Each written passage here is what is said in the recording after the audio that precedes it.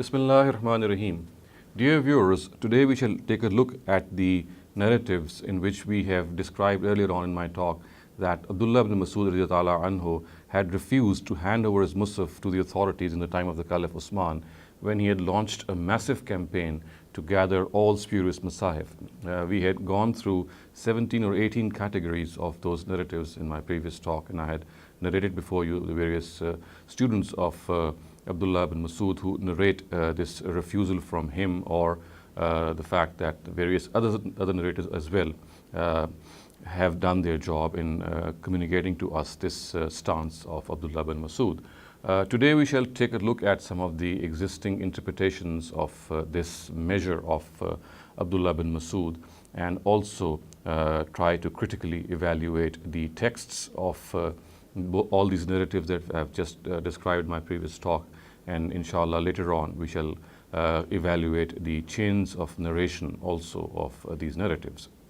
Now, as far as existing interpretations of this measure done by Abdullah ibn Masud is concerned, obviously we would be finding something very detailed and very copious in its extent, because this is something on the part of Abdullah ibn Masud which is not easily explainable. Thus, for example, we find an authority like Hafiz ibn Hajar in his Fath al-Bari saying that there can be two interpretations of Ibn Masud's stance. One of them was that he actually did not want the whole Ummah to be unified on one Mushaf, and he thought that he did not agree with Uthman's initiative in unifying the Ummah. And Ibn Hajar says that the second interpretation is that Ibn Masud actually wanted the Ummah to be unified, and he wanted Uthman to do so. Because obviously by not doing so, this would sow the seeds of dissension in the Ummah. However, Ibn Masud thought that if this unification has to take place, then it should take place on the basis of his own Mushaf. And when he was not able to convince Uthman in this step, so he decided to adhere to his own reading. Nawawi, who is obviously the Shari or the exegete of Muslims, Al-Jami al-Sahih, he says that it is quite apparent that Ibn Masud had a different Mushaf, and his own companions, they had a different Mushaf from the others, and he did not want to hand it over because he knew that Uthman would destroy it, and therefore he actually told his people to hide their Masahif. So this is what Imam Nawawi says. On the other hand, authorities like Ibn Abi Dawud say that he had actually recanted, Ibn Masud had actually recanted from his initial stance, and he later on thought that unifying the Ummah on one reading is absolutely okay, and that the fact that he should give up his Mushaf. This is what Ibn Abi Dawud has said. And in support of his stance, Ibn Abi Dawud has cited the following narrative actually, and I'm going to read out that narrative because he has cited this narrative in his own book, Kitab al-Masahif, and it is on the basis of this narrative he thinks that Ibn Masud had actually backed out, he had backed away from his original stance and had submitted to Uthman in his measure of unifying the Ummah.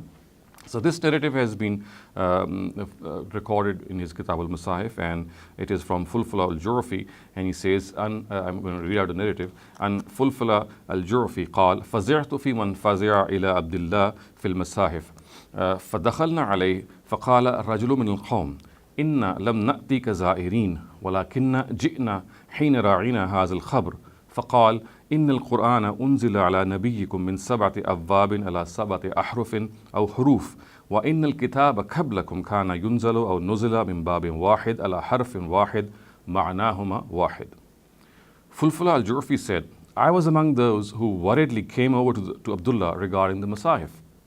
We entered upon him, and a person from the Quraysh stood up and said, we have not come to meet you. However, we have come to you out of concern for this report.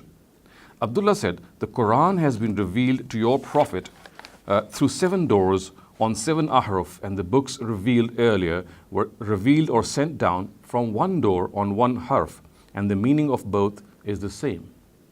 So this is a slightly ambiguous narrative on the basis of which Ibn Abi Dawud says that Ibn Masud had recanted.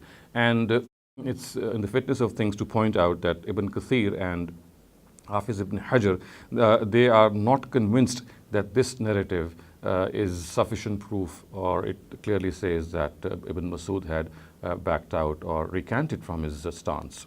So they don't agree.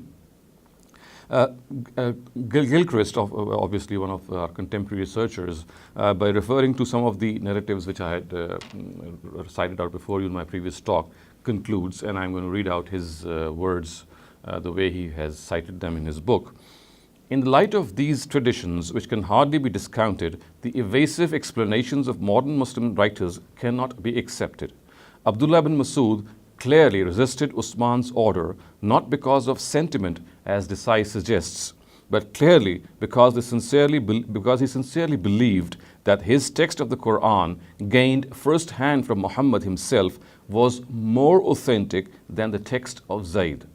This conclusion cannot seriously be resisted by a sincere student of the history of the Qur'an text and its initial compilation. So this is what John Gilchrist has surmised in his Jamal Qur'an, the codification of the Qur'an text. So this is how he views this whole endeavor. And as we are going through the existing interpretations of these narratives, we now come to Al-Yaqubi, one of the very premier historians. And Yaqubi, he says that Uthman had sent Abdullah ibn Amir to collect or gather Ibn Masud's Mushaf. And Ibn Masud, as we know, refused to hand over his Mushaf. And it is also recorded by Yaqubi that he became so angry that he marched off to Medina to meet Uthman. And Uthman at that time was delivering a sermon, and the two became involved in an altercation, and Uthman became so angry that he had Abdullah ibn Masud thrown out from the mosque, and we know that his ribs were also broken in this act. So this is what Yaqubi has recorded. Now, Nordicke and Schorley in their Geschichte, they cast doubt on this episode narrated by Al-Yaqubi, and they say that Abdullah ibn Amir at that time was actually the governor of Basra, and the governor of Kufa was Abdullah ibn Sayyid ibn al-As, and Abdullah ibn Masud was at that time residing in Kufa. So it is highly improbable that a governor of Basra be sent to collect the Mushaf when the governor of the place where Abdullah ibn Masud himself was residing was Sayyid ibn al-As.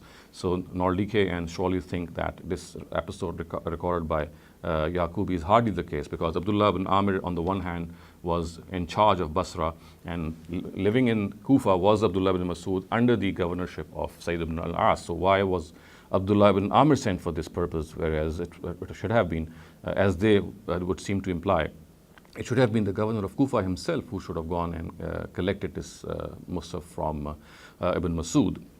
Now, as far as Tamanna Imadi is concerned, he also raises doubt on these narratives, and he says that his first or very primary critique is that the verse cited by Ibn Masud whilst he was telling his companions to hide the Masahif is extremely improper, and such is the impropriety of the verse, which of course we know is a verse of Surah Al Imran, and the words are وَمَا كَانَ لِنَبِيٍّ أَن يَغُلَّ وَمَنْ يَغْلُلْ يَأْتِي بِمَا غَلَّ يَوْمَ الْقِيَامَةِ. So what if Tamanna Imadi is actually trying to point out is that ghalla in Arabic does not mean to hide, as generally understood or translated perhaps. So when we say مَا كَانَ لِنَبِيٍّ أَن يَغُلَّ, it means to hide something, to deceive someone. And he says that is entirely unbecoming of a prophet of God, because obviously we know that this verse has been revealed in context regarding the Prophet Muhammad sallallahu alaihi wasallam, and I shall dwell upon it later on in more detail. But for the moment, Tamanna says that ghalla, the way it has been cited here, has actually been cited in the Quran to absolve the Prophet Muhammad sallallahu alaihi wasallam of insincerity or hiding something. And he says that the word ghalla here actually means to hide something as an act of ill will to some people. So Abdullah ibn Masud could not have cited this verse at all, because this verse is specific in nature to the Prophet Muhammad sallallahu alaihi wasallam. And if the word ghalla is construed to mean hide, it would be an erroneous translation, because ghalla actually means to hide something out of ill will. And this, he says, is something which Abdullah ibn Masud would never have done. The second critique which Tamanna Imadi cites is that why did Abdullah ibn Masud be so harsh on Zayd ibn Sabit because Zayd had been appointed to write the Masahif, or was the person whom Uthman had chosen to unify the reading, because he says that in the times of Caliph Abu Bakr, it was actually Abu Bakr radhiyallahu anhu and Umar radhiyallahu anhu who had decided that Zayd would be the person who should write out the Masahif. So therefore, it is surmised by Tamanna that this critique by Abdullah ibn Masud, which is directed towards Zayd ibn Sabit, should have actually been directed towards Abu Bakr and Umar, because it was they who had initially asked Zayd to write down the Masahif. And then he also surmises the fact that in the times of Caliph Uthman, when this copying out measure was taking place, Zayd was not alone. There was a committee, supposedly, which was appointed to write down the Masahif, and there were 3 other people present with him. So why is it that Abdullah ibn Masud is singling out merely Zayd ibn Sabit and not also speaking of the rest of the committee members? Then also Tamanna surmises that there were many other senior companions who would have learnt more than 70 surahs, as we know that in the previous talk I had referred to the fact that Abdullah ibn Masud actually stresses the fact that he had learnt 70 surahs directly from the Prophet, and so therefore why should he leave his reading in favor of Zayd's reading? So he says that if this should not have been a matter of pride for Abdul Masud, because there would have been many senior companions who would have perhaps learnt much more surahs than Ibn Masud. So the conclusion which Tamanna finally draws is that these narratives have been concocted and they have been reported by Sulaiman ibn Mihran al-Amash, and who is the suspect narrator. So this is how Tamanna Imadi sees this whole affair. Now, another person I'd like to quote here is Qazi Abu Bakr ibn Arabi, and he says that Uthman had expressed his concern on Ibn Masud's anger. So at the time, Uthman had actually expressed his concern on Ibn Masud's anger on not being appointed for the task by saying that why did he not get angry at Abu Bakr and Umar, because they were the ones who had appointed Zayd ibn Sabit initially in their times to write the Qur'an. So actually what Ibn Arabi says that he has cited in his Ahkam al-Qur'an the words of Uthman, the words of displeasure of Uthman, or his words of concern, that why did Zayd single out him, Abdullah ibn Masud single out him for appointing Zayd, because it was actually the endeavor or the effort or the status and authority of Abu Bakr and Umar who had done so. And he's even cited or reportedly cited the words of Uthman in this regard. And his words are, مَنْ يُعَزِّرُنِي مِنْ ابن مسعود يدعو الناس إلى الخلاف والشبهة ويغضب على أن لم أوله نسخ القرآن وقدمت زيد عليه فهلا غضب على أبي بكر وعمر حين قدما زيد لكتابته وتركا إنما اتبعت أنا أمرهما. So this is what he has cited with reference to Uthman ibn Arabi. So he says that who will present my justification to Ibn Masud? These are the words of Uthman. So who will present my justification to Ibn Masud, who is calling people towards skepticism and dispute and is angry and with me for not appointing him to copy the Qur'an and giving Zayd preference over him. So this is how in anguish we find Uthman responding. And he goes on, why did he not express his anger over Abu Bakr and Umar when they entrusted Zayd with writing down the Mushaf and left him out? I merely followed their footsteps.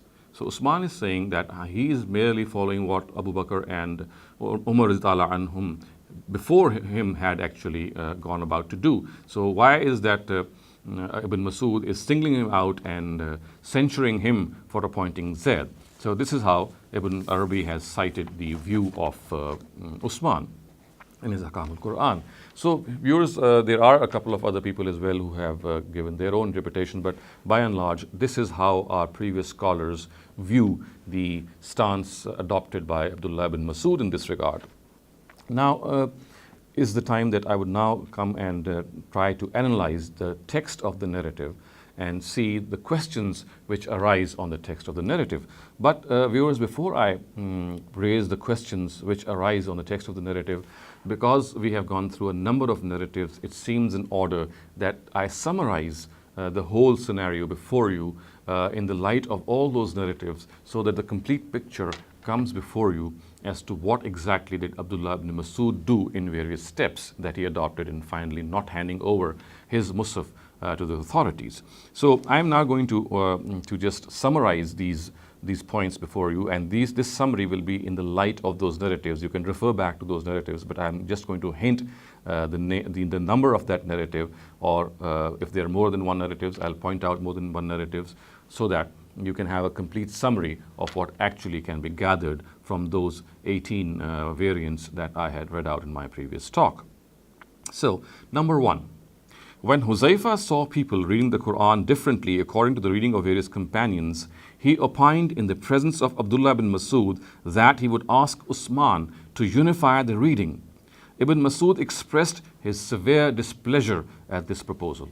So this is point number one, and this, viewers, can be gathered from the narrative of category number one. Number two, later when Uthman was convinced by Huzaifa to unify the reading, Abdullah bin Masud was asked to hand over his Mushaf to state authorities.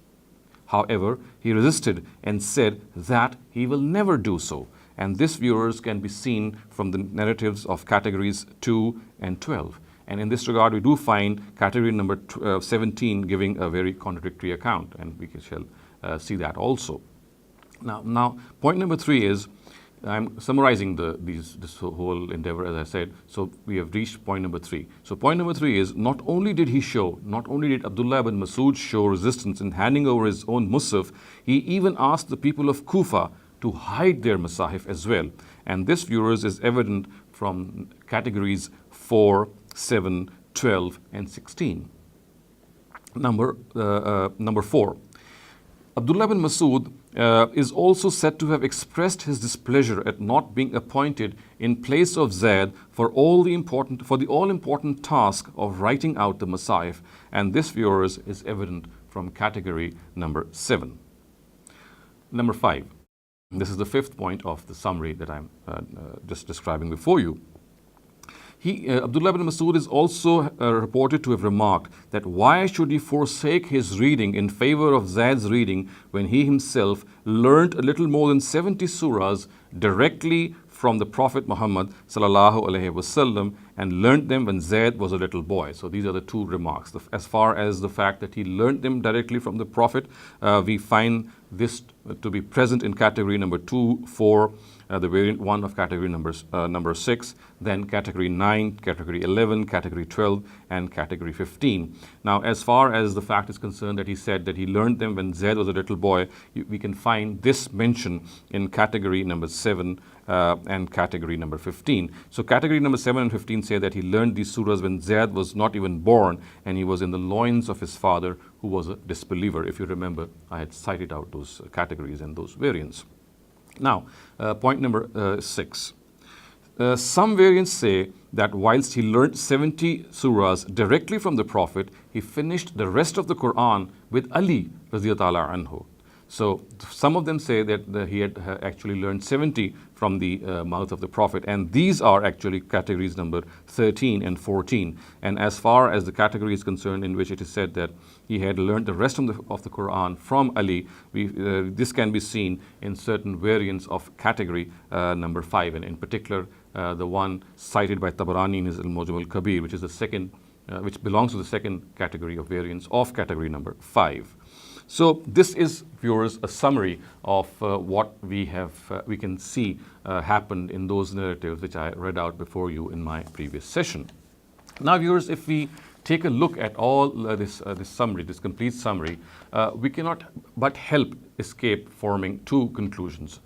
Either it was a personal attachment of Abdullah ibn Masud with his Mushaf, because he actually had written down it directly from the Prophet, and his love for the Prophet was such that it prevented him from handing over the Mushaf to the authorities, because his affection, his attachment was so great to the Mushaf that he had written, or partly written from the mouth of the Prophet, that it was his personal attachment which stopped him from handing over this Mushaf. And this, viewers, can be seen from category number 2, the narrative category number 2, because Abdullah here insists that why should he hand over his Mushaf in which he had written 70 surahs or learnt 70 surahs directly from the Prophet. So this category of narratives may lead us to believe that it was primarily Abdullah ibn Masud's personal attachment to his own Mushaf, and that was nothing else but personal attachment.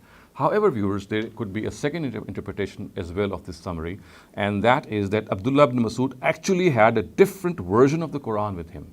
He had a different version of the Qur'an with him, which he taught in Kufa, and his resistance actually stemmed from the fact that he thought that his own version is more authentic and more correct.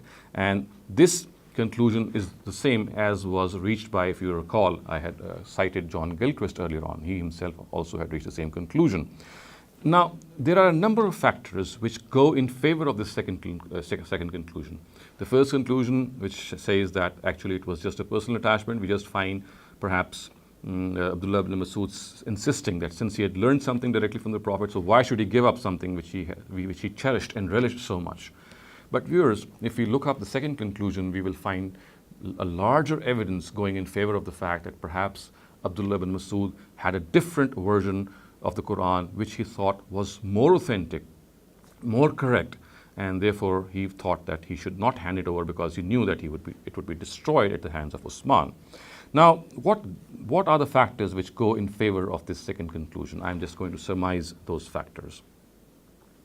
The first factor which goes in favor of this conclusion is that Abdullah ibn Masud had expressed his severe displeasure at Huzaifa's suggestion of unifying the reading of the Qur'an, and we have already seen this earlier on in the category number 1 variance. We have seen how he expressed his severe displeasure, and this could have only been when he thought that unifying the reading of the Qur'an would make his own reading go redundant. So this is the conclusion which forces us to stare in its eyes. Now, the second point which goes in favor of this conclusion is that there is a narrative in the time of Walid ibn Uqba's governorship of Kufa, which obviously we know was between 24 and 29 Hijrah. Yazid ibn Muawiyah, in the presence of Huzaifa, heard the followers of Abdullah ibn Masud and Abu Musa al-Ashri differing with one another regarding certain readings of the Qur'an. And we know that there is a narrative in Al-Mawrid Masahif of Ibn Abi Dawud in which they differed between one another in the 196th verse of Surah Baqarah. So one of them is reported to have read, وَأَتِمُّ الْحَجَّ وَالْأُمْرَةَ لِلْبَيْتِ, which means complete the Hajj and the Umrah for the house of God. Whereas the other group insisted that the reading is not this, it is actually وَأَتِمُّ الْحَجَّ وَالْأُمْرَةَ لِلَّهِ, complete the Hajj and the Umrah for God, for Allah, not for Al-Bayt. So this shows that there was some perhaps difference in reading. Now, the third thing which also, or the third point which goes in favor of this is that there are certain statements of Abdullah ibn Masud which show that actually he had a different version of the Quran, and I'm going to cite some of those statements before you. He is actually said that why should he give up what he has learned directly from the Prophet in favor of the reading of Zayd, who was very young when Abdullah acquired 70 or more surahs from the Prophet. Thus, for example, his words are Ajaban linnas wa tarkihim qiraati wa akhzihim qiraat Zayd ibn Sabit. Strange is the matter of people, and they are giving up my reading and adopting the reading of Zayd. Similarly, there are some of the other narratives which record this. The previous one was recorded by Al-Mawjam al-Kabir of Tabrani. Now, there are the words that I'm now going to read out is recorded by An-Nasai in his Sunan al-Kubra, and the words are Ala qirati man ta'muruni an akra. Who is the person that you are directing me to read? And then there are words like this: Fali an akra ala qirati man uhibbu ahabba ilayya min an akra ala qirati Zayd ibn Sabit. Which means, because reciting the Quran on the reading of who I hold dear is dearer to me than reciting it on the reading of Zayd, which clearly points to the fact that he thought that he had a different reading from the reading of Zayd ibn Sabit, and which of course supports this conclusion that overall perhaps Abdullah ibn Masud had a different version of the Qur'an with him. Now, similarly, the fourth point which goes in favor of the fact that that Abdullah ibn Masud had a different version of the Quran is that he has actually called Uthman's reading, or the reading on which Uthman had tried to gather the Ummah, as the Qiraat of Zayd, or the Harf of Zayd. So therefore, we find narratives which says that Atruku qiraati li qiraati Zayd. Should I give up my reading in favor of the reading of Zayd? Similarly, there are, and this narrative has been cited in Tabrani in his Mu'jam al-Kabir, and the next one that I'm going to cite is from Umar ibn Shabbaz Akhbar al-Madina, and the words are Ba'asa Uthman radiyallahu anhu ila Abdullah an yadfa al-masahif ilayhi qala walima qala li'annahu kutiba al-Qur'an ala harf Zayd. Uthman sent a message to Abdullah ibn Masud asking him to hand over his Mushaf to him. He inquired, why? Why should I? Uthman responded, because the Qur'an has been written according to the Qiraat, or the Harf of Zayd. It has been written according to the Qiraat of Zayd. Similarly, viewers, there's a fifth point also which goes in favor of the fact that Abdullah ibn Masud had a different version of the Qur'an, and that is that he had actually frantically asked the people of Kufa, as we have seen in some of the narratives, to hide their Masahif. Now, why would he say that unless, of course, he had a different version of the Qur'an, as we have just seen earlier on? And then, viewers, point number 6, which also goes in the favor of this conclusion, is that there are narratives which say that Abdullah ibn Masud's Mushaf had different readings, and similarly, he is the person who did not regard Surah Fatiha and the Mu'awwizatain, which are the last two surahs of the Quran, to be part of the Quran, although we have already dealt with this issue in an earlier talk. But the fact is that if these narratives exist, then they again go in favor of the fact that perhaps Abdullah ibn Masud had a different version of the Quran.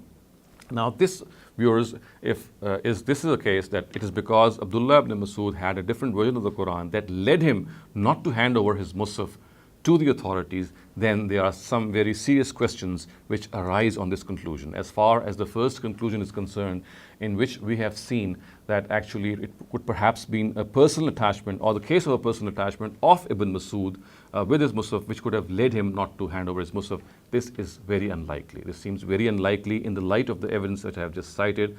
It is much more likely that if the data that I have just presented before you is true, that it was perhaps because of Ibn Masud's different version of the Quran, which did not allow him to hand over his Mushaf to the authorities. Now, if this is the case, and which seems more likely to be the case in the light of the evidence which I have just cited, there are a number of questions which arise on this issue, which arise on this conclusion. But before I present those questions, I would also like to point out that authorities like Ibn Abi Dawud, who say that Ibn Masud had actually recanted from his stance, and we had also seen that authorities like Ibn Kathir and Ibn Hajar did not agree with him. In my personal opinion, Ibn Kathir and Ibn Hajar are absolutely correct, and the narrative which has been cited by Ibn Abi Dawud hardly leads us to the conclusion that it was that he had recanted from his own view, and that he had actually submitted to Uthman that he should unify the reading of the Ummah, because we see, viewers, that in those narratives we clearly see that the words of Caliph Uthman are, which are cited by him, that the Quran had been revealed on through seven doors on 7 ahruf, which obviously means that he was actually admitting the fact, when this narrative was being cited, had been cited, that there was an allowance of variant readings, and that the unification of the Ummah was not the question at hand. So I would not go along with Ibn Abi Dawud's conclusion in the same way that Ibn Kathir and Hafiz Ibn Hajar have rejected it. So I too would say that it stands on extremely frail grounds.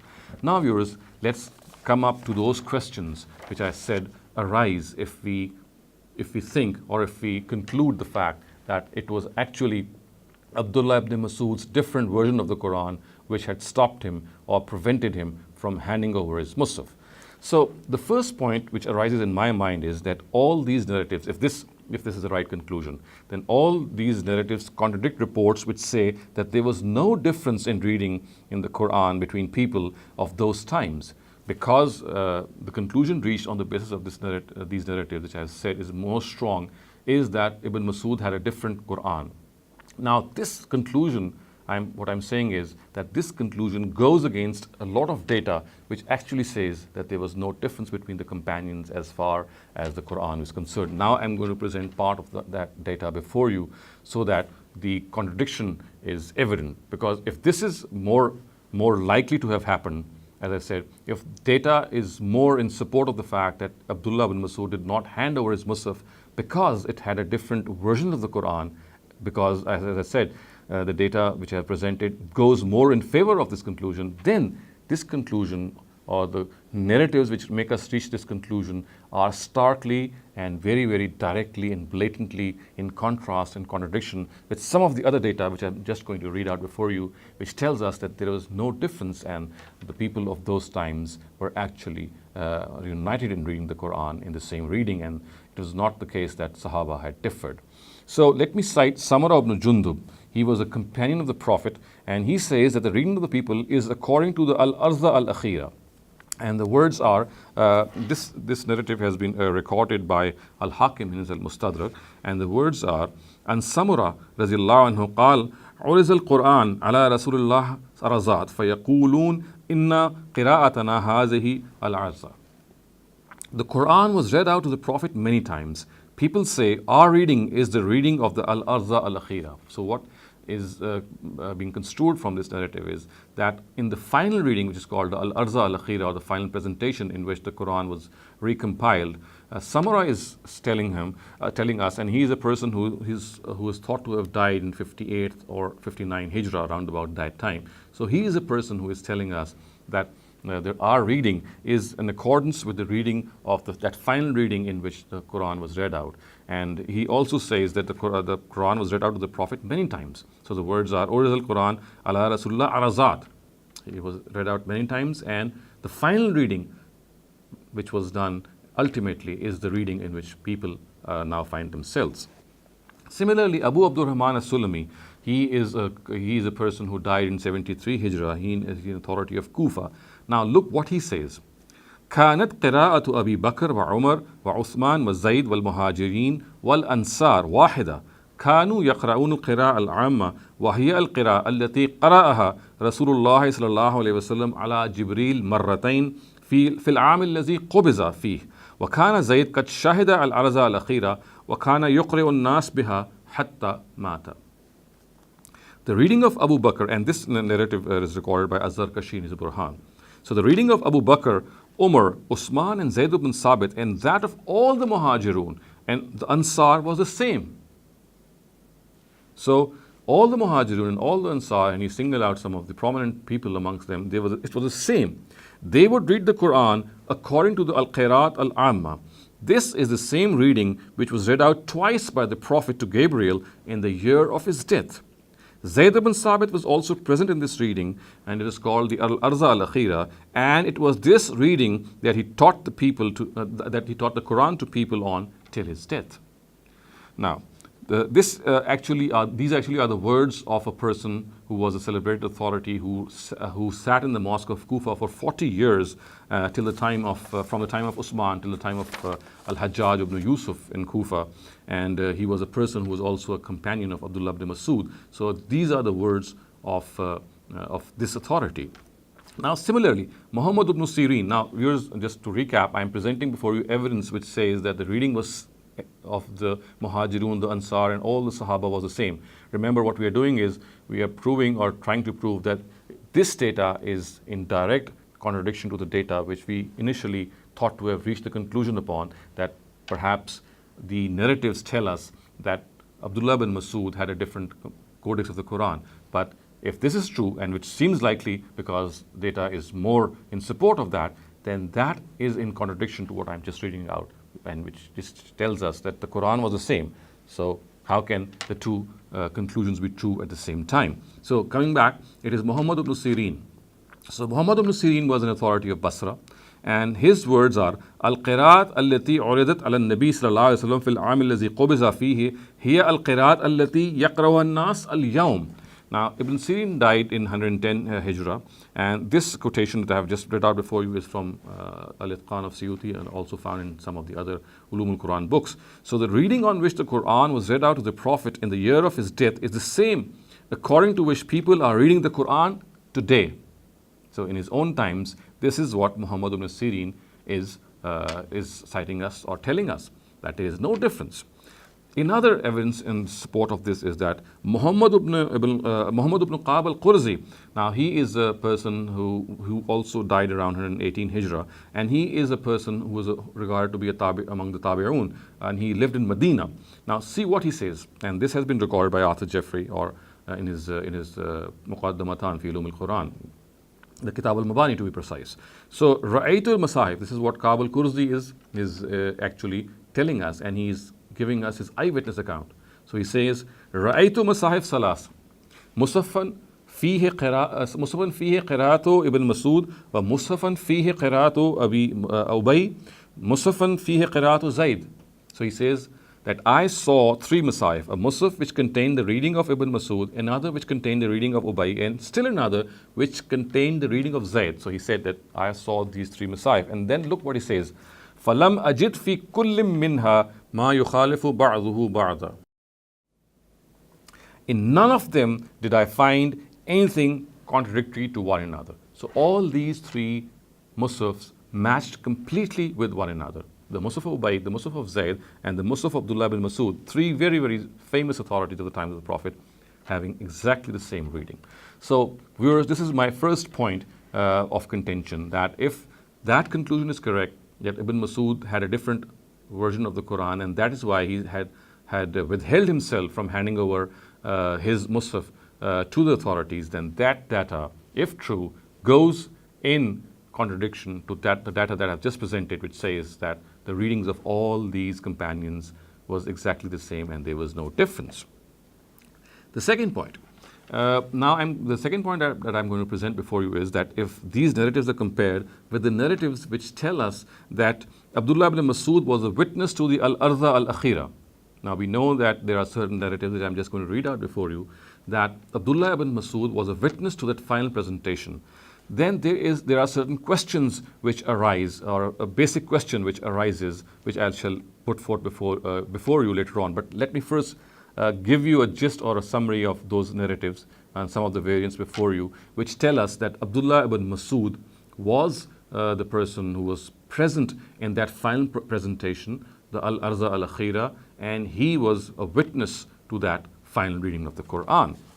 Thus, for example, if I just read out one of these narratives, is that this is recorded by Ahmad ibn Hanbal in his Musnad. So the words are, it says, عن أبي زبيان عن ابن عباس قال أي القراءتين تعدون أول قالوا قراءة عبد الله قال لا بل هي الآخرة كان يعرض القرآن على رسول الله صلى الله عليه وسلم في كل عام مرة فلما كان العام الذي قبض فيه عرض عليه مرتين فشهد عبد الله فعلم ما نسخ منه وما بدل.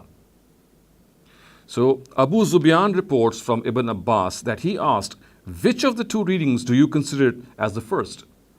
People replied, the reading of Abdullah. Now he responded, no, his is the final reading. Abdullah ibn Masud's is the final reading. The Prophet would be read out the Quran each year, and the year he died, it was read out to him twice. Abdullah was a witness to this, and so he knew what was abrogated and what was changed. Viewers, mark these words.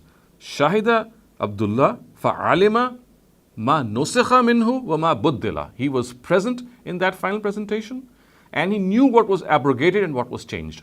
So the question which arises in the presence of this material, and these narratives are found abundantly in many of the hadith books, that if this is the case, that Abdullah was present in the last presentation of the Quran, the final presentation, then instead of boasting about the fact that he had learnt 70 surahs directly from the mouth of the Prophet, What he should have perhaps boasted, if at all the need arose, was that he was the person who was present in the final reading of the Qur'an, in which he heard the whole of the Qur'an, and he also witnessed what was abrogated, what was changed, what was altered. So, hearing the complete Qur'an and also being informed of what was abrogated is a much more coveted position than just saying that he had learned 70 surahs from the mouth of the Prophet. So, if he had to boast something, why did not he say that I had witnessed the final presentation, I was the person who was there, and therefore I saw what was abrogated, I knew what was abrogated, it is in my mind, and therefore I'm not going to give up my Mushaf because I was the person who was witness to the final presentation. We don't find that. And we even find a narrative which says that Ibn Masud twice read out the Qur'an to the Prophet in his final year. And this narrative, viewers, we can see in Ibn Asakir's Tarikh Madinah Dimashq. So this is a point which bothers me, that we find this consistent theme being run in these narratives, that Abdullah says that he had 70 surahs directly from the mouth of the Prophet. So if anything could have been a matter of pride for him, it would have been that he was present in the presentation, the final presentation, in which the whole of the Qur'an, not just 70 surahs, the whole of the Qur'an was read out before him, and he knew what was altered or changed. But he never presented this as a point in which he could have said that I would not lead my Mushaf because of this fact. And he, on the contrary, presented a much lesser thing, the fact that he just learned 70 surahs. So on the one hand are 70 surahs, which he learned from the Prophet. On the other hand is the whole of the Qur'an that he heard from the Prophet in the final presentation. So why didn't he come up with this plea or this pretext? This is the question which arises. So viewers, this was my second point of criticism or contention on the fact that if the conclusion is correct, that Abdullah had a different version of the Qur'an, then this is the question, or these are the questions which arise. So far, I have presented two questions. The third question which arises is that on the one hand, we find Abdullah ibn Masud opposed to the idea of Uthman in unifying the Ummah. He is absolutely opposed, and he says that why should he give up his reading in favor of Zayd ibn Sabit? Whereas on the other hand, he is also expressing his anger, his disappointment that he himself should have been appointed. And had this been the case, he would have been instrumental in unifying the Ummah on his own reading. So why is the fact that on the one hand he is disgruntled that why is Uthman unifying the Ummah? And on the other hand, he is also expressing his anger that if anyone had to be selected, it should have been himself. And if he had been selected, then of course, once again, the process of unification would have taken place, and this time it would have been his own reading. So unification, if the issue is unification, whether it's his own reading or whether it's Zayd's reading, it should have been opposed. But here, on the contrary, we find that he is opposing unification, and on the other hand, when he is saying that he is not being appointed, he is actually going in favor of unification, because he would be the person who would be unifying the Ummah on the basis of his own reading. Also, viewers, the fourth point which arises in my mind is that narratives of category number 7 say that Abdullah ibn Masud had actually objected to the selection of Zayd ibn Sabit, and we have already seen, as pointed out by Ibn Arabi earlier, and he cited Uthman directly, that why is it that Abdullah ibn Masud is actually criticizing Uthman? Because Uthman is merely repeating the footsteps or going in the footsteps of his two earlier predecessors, Abu Bakr and Umar. He's not doing something new. What he's doing is he's just following the footsteps of Abu Bakr and Umar. So the fourth point of criticism is that why did he single out Uthman for his criticism? He should have expressed the same anger for his predecessors, because Uthman never did something new. The fifth point of criticism is the same as was pointed out by Tamanna Imadi, that again we find Abdullah ibn Masud rather unjustly, if you look at the material, singling out just Zayd ibn Sabit and saying that why is it that it is on his reading that we are reuniting the Quran, because we know that Zayd was not alone. It's not Zayd who was alone in that committee. We find three other people present as well. So this again is a point of criticism, as the fifth point of criticism, that why did he single out Zayd ibn Sabit in this regard? He should have at least pointed out to the other people, because they, although it could have been written in the script of Zayd, but the people who were besides him as well, they also had a lot to do In fact, we find that if there was a dispute between the two, between Zayd bin Sabit and the rest of the three, as we have dwelt with in the earlier on sections, then the matter had to be referred to Uthman.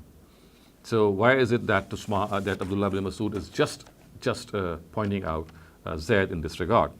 The sixth point of criticism, viewers, is that, as pointed out by Ahmadi, the context or the style of the verse which he had presented by asking his companions and followers to hide the Qur'an, not only is it incorrect vis-a-vis the impropriety of the verse, because the verse actually is absolving the Prophet Muhammad ﷺ from a certain blame, in which he is saying that in which the Almighty is in fact saying that it is not befitting for a prophet to do something which is insincere for his companions, because if someone does a thing like this, a grave thing like this, then he will be brought before the day of judgment with that insincerity. So this again is a verse which is an entirely contradictory verse vis-a-vis the situation which had arisen at that time, and it is very unlikely that Ibn Masud would have quoted such a verse, because it was actually absolving the Prophet of ill will against his companions. And again, the word ghalla here means to hide something with insincerity, not to merely hide something. And finally, viewers, the seventh point which rises in my mind is that there are contradictory reports regarding how Abdullah ibn Masud was asked to hand over his Mushaf. So we find there are four different accounts, which obviously are different from one another, and thereby casting doubt on the whole situation. First, in a narrative recorded by Abu Ubaid, Huzaifa asked Abdullah ibn Masud to hand over his Mushaf. So in this narrative we find it was Huzaifa who had asked Abdullah ibn Masud to hand over his Mushaf. On the other hand, in a narrative recorded by Ibn Abi Dawud, Uthman, instead of confiscating his Mushaf, had sent the official Masahif to him that he should amend his own Mushaf according to it. So he was not confiscating Abdullah ibn Masud's Mushaf, he had sent his Masahif and he had told them that people should amend their Masahif in accordance with the Mushaf which has been sent by Uthman. And Abu Musa al-Ashari and Huzaifa were also present at this occasion. And this, viewers, we have seen, as I said, has been mentioned by Ibn Abi Dawud in his Kitab al-Masahif. Thirdly, according to a report which has been recorded by Al-Yaqubi, Uthman had sent, and I have already referred to this earlier, that Uthman had sent Abdullah ibn Amir around 30 Hijrah to Ibn Masud to obtain the Masahif. So this is a third version. And finally, the fourth version is recorded by Ibn Asakir. He has recorded that Uthman had sent the Mushaf he had prepared to Sayyid ibn al-As. Upon its arrival, Sayyid sent a message to Ibn Masud to hand over his Mushaf to him. Ibn Masud replied that he can take his Mushaf, but he can take that which is in his heart. Although he can confiscate his Mushaf, but whatever is in his heart, he cannot erase that. Sayyid did not press him further and said he cannot force him, and it is up to him to submit to this measure adopted by the Muslim collectivity, or he can differ with them. So in his fourth contradiction is that actually Sayyid did not press Abdullah ibn Masud. When he actually resisted, it seems that Sayyid here had submitted to Abdullah ibn Masud, and he said, okay, it's up to you if you don't hand it over. So viewers, these are some of the contradictions also which arise on the narrative. So all in all, these are the questions which I have set forth before you, which clearly are in contradiction to our conclusion, which is much more worthy of being accepting, which says that Abdullah ibn Masud had a different version of the Qur'an, because this is what the narrative says. And if that is correct, as I said, then these are the points which contradict that conclusion. And in the presence of any sound answer which exists regarding these contradictions, we cannot accept that conclusion as well. So in the next episode, inshallah, I'll take up the chain of narration of these narratives, and then we shall finally see how these chains of narration stand up to the test of historical criticism, and then finally we shall inshallah reach our conclusion, which, although in the case of matn criticism is pretty clear that these narratives cannot be accepted, but at the same time, as I said, I shall also take a look at the chains of narration of how these narratives have been reported. أقول قولي هذا واستغفر الله لي ولكم ولسائر المسلمين والمسلمات.